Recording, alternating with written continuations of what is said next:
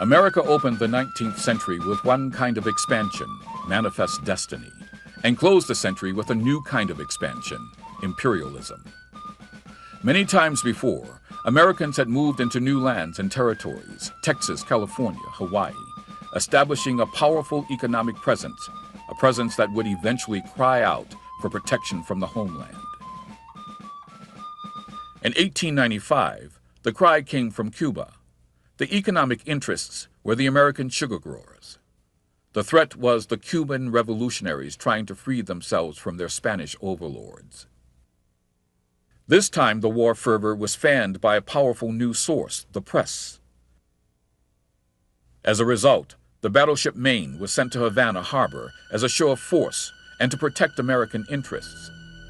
The Maine's captain, Charles Sigsbee, described what happened on that fateful night, February 9, 1898, as taps echoed through his cabin.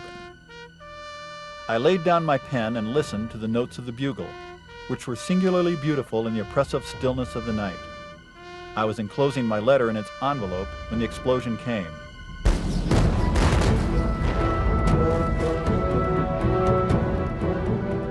The situation could not be mistaken. The Maine was blowing up and sinking.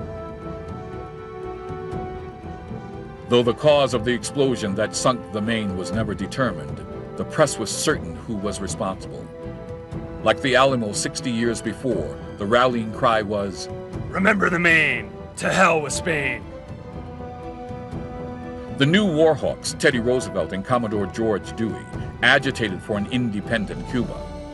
On April 24, 1898, Spain declared war on the United States. The United States responded by saying a state of war had already existed since the 21st. The Spanish-American War, which was later described by Secretary of State John Hay as a splendid little war, now began.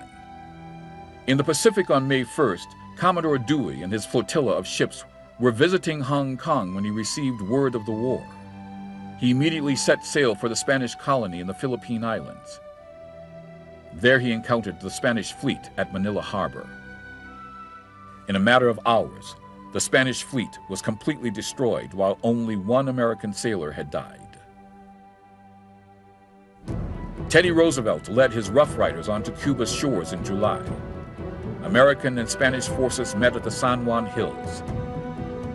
Anxious for victory, mounted on a horse, Roosevelt, with saber and pistol in hand, led his troops in a charge up the ridge. Reaching the top of the hill, he saw the Spanish defenders fleeing.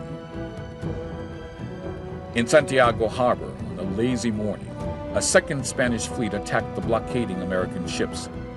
Seaman Cross of the battleship Oregon described the battle. "It was a big turkey shoot. The fleet came out and went to Davy Jones's locker." By noon, the Spanish ships were all destroyed.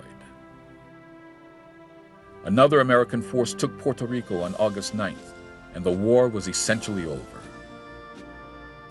Spain ceded the Philippines, Guam, and Puerto Rico to the United States, and Cuba became an independent nation.